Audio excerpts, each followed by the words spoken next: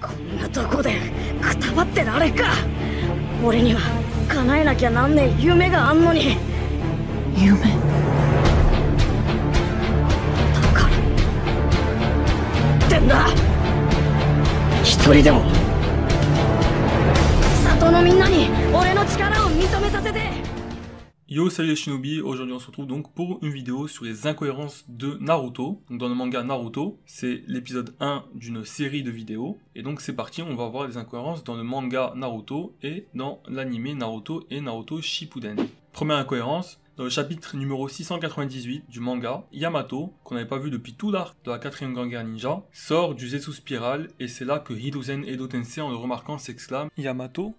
Vous ne voyez pas où est le problème? Eh bien ce n'est pas cohérent que Hiruzen l'appelle Yamato. Tout simplement parce que le nom Yamato est un pseudonyme que le Gonaime Hokage a attribué à Tenzo pour sa mission avec l'équipe 7. Depuis, il a gardé ce nom en fréquentant l'équipe 7 et Kakashi, parce que l'identité des membres de Nambu doit rester secrète, mais son véritable nom est bien Tenzo. Donc logiquement, Hiruzen aurait dû l'appeler Tenzo et non Yamato. Deuxième incohérence, dans le combat opposant Yondaime au Masked Man, alias Obito, on voit que c'est le bras gauche de Obito qui fond. Or, c'est la partie droite de son corps et uniquement la partie droite qui est faite de Zetsu blanc. Le bras gauche est bel et bien en chair et en os, du coup logiquement, ça devrait être le bras droit qui fond et non le gauche, comme lors du combat Tobi vs Todune. Troisième incohérence, le Senjutsu de Minato. Lors de l'arc Pain, à l'épisode 156 de l'anime, une fois que Naruto est parvenu à maîtriser le mode ermite pour la première fois, Fukasaku explique que celui-ci le maîtrise mieux que son maître Jiraiya, car ce dernier gardait encore des caractéristiques de Batracien, tandis que Naruto lui a juste ses pupilles et ses paupières qui changent. On comprend par là que mieux tu maîtrises le mode Sennin, moins tu as de caractéristiques de grenouille.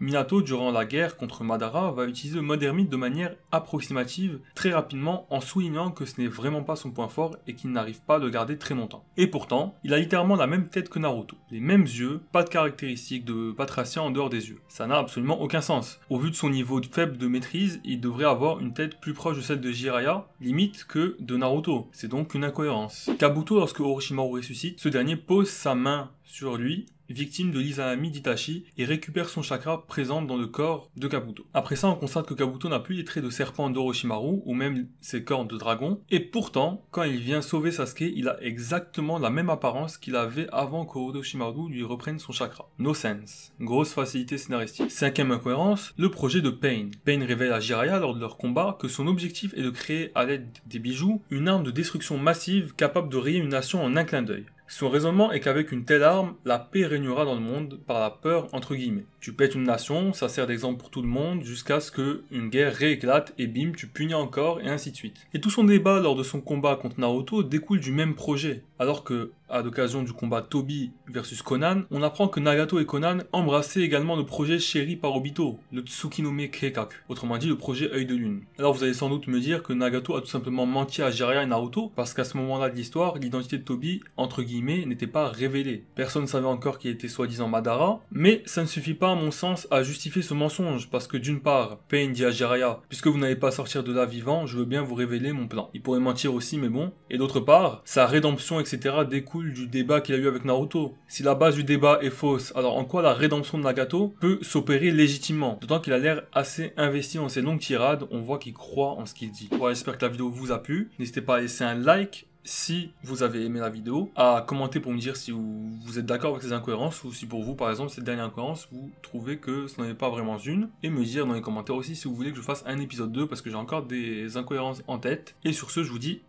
Jana.